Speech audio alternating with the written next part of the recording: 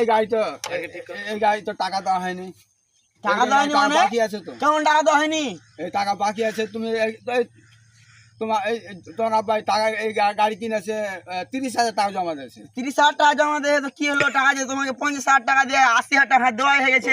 6 মাসে ভ্যাট বাড়তে থেকে আছে না, টাকাটা পেমেন্ট না দিলে আমাদের খাতা আছে। এই তো মহাজন আছে তো এখানে, মহাজন আছে না। মহাজন থাকলে কি হলো? হারে হিসাব নাই। মহাজন যেটা বলবে ওটা আমাদের খাতা মুখের দিলে হিসাব, কি হবে? আপনাদের মুখের মুখের হিসাব হিসাব হবে না তো। আসসালামু আলাইকুম। ওয়ালাইকুম সালাম। কি ব্যাপার মুরব্বি, কি সমস্যা এখানে? এইখানে এটা গাড়ি শর্মালা মহাজন। আমি তো এখানে ই করি, খাতা লেখালেখি করি। আপনি কি ম্যানেজার? হ্যাঁ ম্যানেজার আমি। গাড়ি উনি কি মালিক? মালিক উনি, শোরুমের মালিক। আমাকে মালিক। আচ্ছা মুরব্বি, আপনি সঠিক ঘটনা বলেন তো।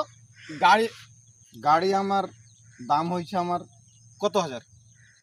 দাম হয়েছে আমার 50,000। 50,000। ম্যানেজার বলেন 50,000 টাকা গাড়ি দাম। এখন সমস্যাটা কোথায়? 50,000 টাকার দাম হয়েছে কিন্তু অনেকদিন হয়ে গেল, 6 মাস হয়ে গেছে। গাড়ির ভ্যাট বাড়তে বাড়তে 80,000 হয়ে গেছে। কি বাবা, এই গাড়ির কি দাম দেওয়া হয়নি? গাড়ির দাম দেওয়া হয়ে গেছে তো। কত হাজার দেওয়া হয়েছে? মনে করেন 70-80,000 টাকার মতন দিয়ে দিয়েছে। মানে গাড়ির ভ্যাট বাড়তে বাড়তে এখনো কি বাকি আছে? বাকি আছে আরো। মানে তোর 70-80 দেওয়া হয়ে গেছে, হ্যাঁ এখনো 40,000 টাকা বাকি। হ্যাঁ এটা কি শুধু ভ্যাটের টাকা? সব ভ্যাটের টাকা। তাহলে কি তো আপনারা লুটপাট শুরু করেছেন এগুলো নাকি? লুটপাট খাতাতে নিয়ম যেটা, খাতা দেখলে তো এভাবে লুটপাট তো করা যাবে না।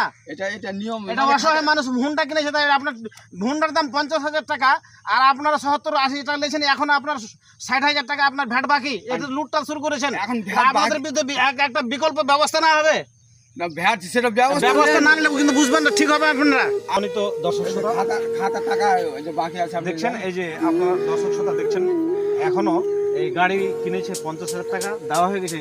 যিনি গাড়ি খরিদ্দার বলছেন যে গাড়ি আবার 70-80,000 টাকা এই পর্যন্ত দেওয়া হয়ে গেছে।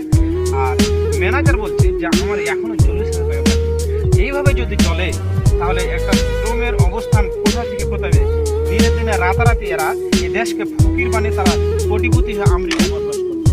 আর এই বাংলাদেশের জনগণ হুন্ডা কিনে ফকির হয়ে অবস্থানটা হুন্ডাকে শেষে কাবাড়িতে দিবে। এই পর্যন্ত আজ পর্যন্ত শেষ করছি। আপনারা আমাদের অনুষ্ঠানকে লাইক করবেন, লাইক করতে হবে, আমরা আনন্দদায়ক আপনাদের আরো দেবো। আর সেখানে শ্রমে গাড়ি কিন্তু সতর্কতা অবলম্বন করবেন। আপনাদের ভ্যাট অতিরিক্ত ভ্যাট করবেন, এই আপনি সতর্কতা অবলম্বন করবেন, পার্থক্যের চেষ্টা করবেন। নিউ শ্রম নিউ গাড়ি এই কথা বলে শেষ করছি। আসসালামু আলাইকুম। আমাদেরকে অবশ্যই লাইক করবেন, কমেন্ট করবেন।